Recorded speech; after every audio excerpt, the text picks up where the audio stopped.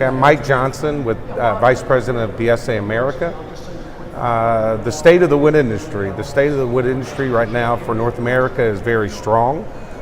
We manufacture equipment for our end users, and the market that we're seeing is extremely strong, widespread throughout North America. All sectors of the market seem to be affected with the uptick in the business, from kitchen cabinets to store fixtures to commercial, architectural millwork.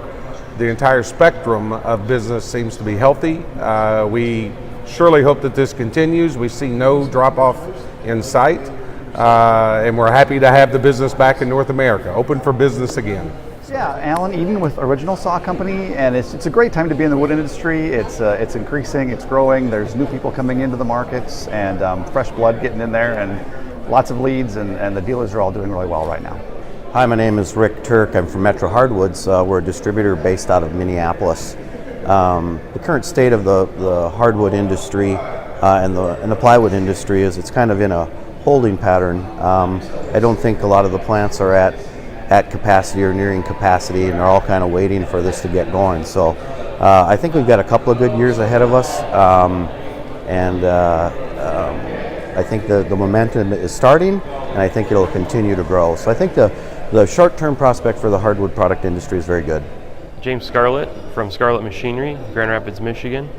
The current economic state of the wood industry is really good. We're seeing a lot of positive movement, and hoping for a really good year this year and continuing into the future. I'm Eric Mazurek with Mays Machinery LLC, and our company covers the North Texas market and South Texas market for the wood industry. Current outlook right now is bombastic. Housing market is way up. They're actually behind. Actually, the inventory, people can't get caught up. First of all, a little bit from demand and a lot from the rain last year.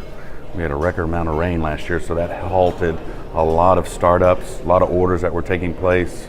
It actually enhanced the people to buy on current home builds versus buying new builds. That has been catching back up, but in all markets, maybe outside Houston's a little bit for the energy prices and so forth, how they've been suppressed.